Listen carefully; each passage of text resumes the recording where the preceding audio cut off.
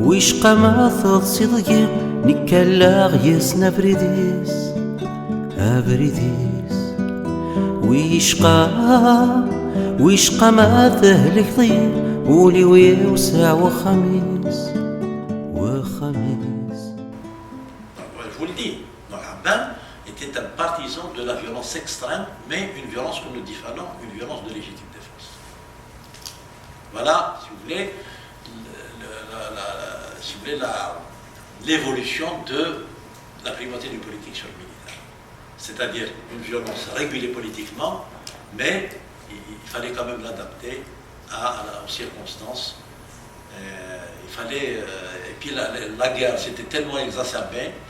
Je ne sais pas si je ne suis pas le plus vieux dans cette salle, mais la guerre s'était véritablement exacerbée et il fallait que... Puis les révolutionnaires algériens étaient conscients que la guerre serait très dure et qu'il fallait rendre le coup pour coup. Rabban disait, ça c'est une anecdote, un jour, donc il s'est réuni avec un groupe de jeunes au village avant la guerre. Il leur dit, l'istiamar, ويتصفار سيت مورثنا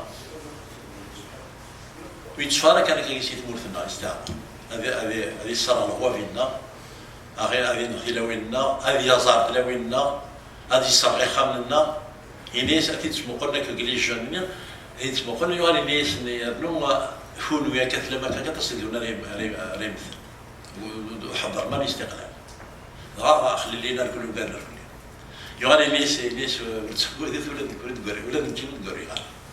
il savait que ce qui se préparait, c'était une épreuve extrêmement difficile, d'où, si vous voulez, cette adhésion à la violence, avec une régulation politique au départ, et puis avec une violence débridée par la suite. Voilà un peu la vision d'Arban. Alors, pour revenir maintenant à Ben Bella, il y a bien sûr des... Vous parlez du caractère de Rabban, il faut sans doute aussi vous parler du caractère de Ben Bella. Ce sont deux caractères antinomiques. Ben Bella, c'est quelqu'un, comme on dit, c'est un lieu commun, on dit que Ben Bella a les qualités de ses défauts. Ben Bella a sarda, a sarda. Rabban a sarda, mais il a sarda. C'est-à-dire, il est à cheval sur les principes. Et il peut mourir pour les principes et il est mort pour les principes. Ben Bella, s'il était dans la posture d'Arban, face au colonel, il aurait sauvé sa peau 1000 fois, sans problème. Parce que Ben Bella est capable de dire une chose et ce qu'on appelle la sincérité versatile. Voilà. Donc il y a deux caractères différents. Deuxièmement, les visions sont différentes. Les projets sont différents. Arban, de par l'histoire familiale, il a une vision moderne. Une vision, si vous voulez, qui n'est pas millénariste. C'est-à-dire, c'est la religion, oui, la religion, mais à sa place. Ben Bella, il sera là. Il sera là quand ça l'arrange. C'est-à-dire, il est capable de mettre en prison le Cheikh al-Bashir Ibrahimi, et puis de dire qu'on est des musulmans, etc. Et de jouer sur les principes islamiques. Et puis d'arborer un col Mao, et puis d'être communiste à Cuba, d'être islamiste en Arabie Saoudite, etc. Donc ils sont très différents. Arban a une vision plutôt, une vision d'un État moderne, plutôt de type occidental, il faut le dire, parce que sa culture familiale aussi, c'est ce que c'est que les idées neuves, la démocratie, etc. Mais là, c'est modèle, c'est l'Orient, c'est le modèle égyptien.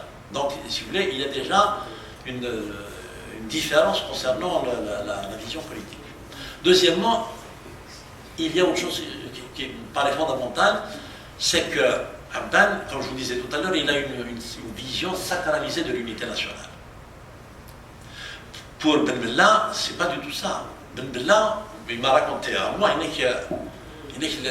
l'erreur d'Arban, c'est d'avoir introduit avec les turbans. C'est Ben Bella qui me dit ça. Il a turbanisé la révolution. Il a dit ça. Il m'a dit, tu sais ce qu'ils nous ont dit, les Cheikh al-Bashir? Ils nous ont dit, ils ont fait des propositions à la France pour que l'Algérie soit indépendante en 2034. Voilà. C'est ça, Ben Bella qui raconte ça. Donc il a dit, nous on ne voulait pas de... La révolution c'est nous. Ben Bella ne voulait ni des centralistes, ni de l'UDMA, ni de ulama. Abban, il avait une vision selon laquelle l'indépendance de l'Algérie n'adviendrait jamais sans la constitution d'un bloc national. Parce que je vous le disais tout à l'heure, la guerre s'était exacerbée en 56, 55-56 avec le 20 août. Les Français, ils ont fait un bloc, un consensus colonial autour du credo de l'Algérie française. Arrive le Front républicain, février 56, au pouvoir, et ils font voter les pouvoirs spéciaux, votés même par les communistes. Ça, vous voyez, ça a fait rager Abban. Il a employé le terme salaud, qui est nord. Donc il s'est dit, la seule chose, c'est de constituer un bloc national. C'est comme ça que tout le monde est rentré. Y compris d'ailleurs dans l'institutionnalisation soumamienne. Puisqu'à la Soumam, les instances, il y avait de l'UDMA, de la souche PPA, bien sûr, PPA, MTLD, les FLN, OS, activiste, dans le CNRA et le CCE. Et il y avait donc Jamiat al-Ulama. Pour Abban, il était naturel que tous participent à la révolution. Pour Ben Bella, c'est le noyau initial. Ben Bella et Massas, ils disent c'est le noyau initial. C'est-à-dire ceux qui ont, on va dire, les 9 plus un peu les 22 mois. Et c'était la conception de Bossov, de Bentobal, y compris de Krim. Mais Ben Bella, ça ne l'a pas dérangé par la suite d'être le vice-président de Ben Khaddam. Alors que Ben Khaddam le considère comme un germe de décomposition. Hein? Voilà, donc les caractères, les visions.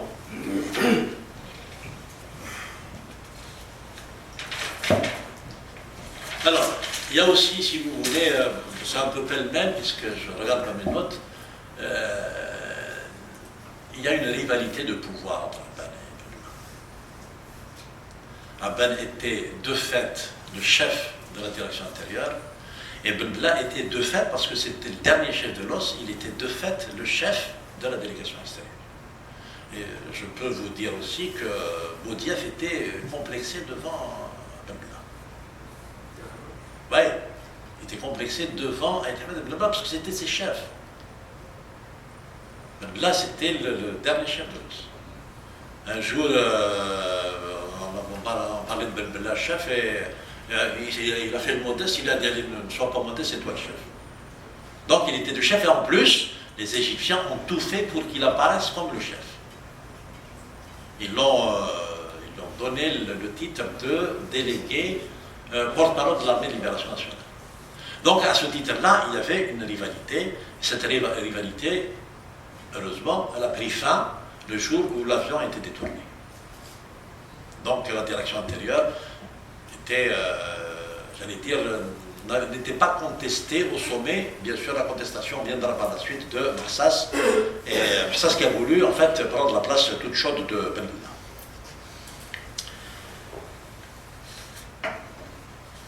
Oui, alors les choses également ont commencé un peu plus tôt. Je reviens quelques années en arrière. Quand l'OS a été démantelé, donc en 1950, vous savez, peut-être que je devrais faire un petit rappel sur ça. Après le 8 mai 1945, le PPA était déjà interdit, mais il s'est dissous complètement. Les AML, qui ont regroupé tout le mouvement national, c'est les amis du Manifeste de la Liberté. Qu'est-ce qu'il y avait dans les AML? Il y avait le PPA clandestin, il y avait l'UDMA de Farhat Abbas, pas l'UDMA, les élitistes de Farhat Abbas, l'UDMA va venir après. Il y avait l'Ulama. Donc cela, c'est l'un des rassemblements qui préfigurait le FLN. Et donc, ces AML-là vont disparaître après le 8 mai 1945. Et les partis vont renaître, le PPA, le MTLD, Mouvement pour le Triomphe des Libertés Démocratiques, c'est celui qui voulait un parti. L'aile activiste du PPA ne voulait pas de parti. Il voulait une organisation militaire pour faire la guerre. Et donc, la création de l'OS. C'est le lot de consolation de Messali pour les activistes. Il leur a dit, moi j'ai besoin d'un parti pour parler, mais si vous voulez créer une organisation paramilitaire, vous créez l'OS. Donc l'OS a été créé. Premier chef c'est Blouizdad qui est malade, deuxième chef c'est Ahmed, le troisième chef c'est Ben Bella. Il s'est passé quelque chose en 1950, probablement de la faute de Ben Bella, pour Mchaté qui était dans l'OS. Il me dit c'est la faute de Bediaf. Donc cette organisation a été complètement démontée. La police française a arrêté tous les activistes qui étaient en train de préparer la révolution. Ils ont tous été arrêtés. Et sans doute vous le savez, puisque j'en parle dans ceux qui ont lu mon deuxième livre, c'est Ben Bella qui a dénoncé toute l'organisation de l'OS. Il y a un PV qui figure qui est dans le livre. Quand il a été arrêté, le commissaire Poste lui a donné un papier, il lui a dit, il lui donne une gifle, il lui a dit comment toi tu entends décorer, tu es anti-français, il lui donne du papier, un stylo, il le met dans une pièce avec un bureau, et il dit allez, ben, tu écris. Au bout de 3/4 d'heure, 1 heure, ça c'est Bentoumi qui parle, hein, c'était son avocat. Il tape à la porte du commissaire Poste, il lui dit je veux encore du papier. Et il a commencé à écrire encore, il a dénoncé toute l'organisation de l'OS. Et quand on lui a dit mais pourquoi tu as fait ça, il a dit on ne peut pas nier les évidences. Donc c'est comme ça qu'ils ont tous été arrêtés, y compris à Abban. Il a dit on ne peut pas nier les évidences. Donc le problème entre Abban et Ben Bella a commencé là. Et c'est pour ça qu'Abban, il a toujours dit de Ben Bella que c'est un traître. Et c'est pour ça que Ben Bella récemment, Abban est mort depuis 50 ans, il dit Abban c'est un traître. C'est la réponse du père Albert. Donc voilà comment ont commencé, déjà en 50, les problèmes ont commencé. Le deuxième problème, c'est que Ben Bella s'est évadé avec Massas. Et quand Massas a raconté cette évasion dernièrement sur le Khabar, j'étais étonné de la façon dont il l'a raconté. Il y avait quelque chose qu'il ne connaît pas. Et donc on dit que cette évasion était quelque chose d'arrangé. On dit, mais moi je suis mal placé pour dire que c'était arrangé. Et donc il est parti tout seul. Au lieu de faire évader tout le monde, en tout cas les chefs, dans Abban, il est parti tout seul.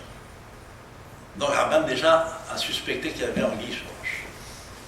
Et il a dit Abban, c'est pas...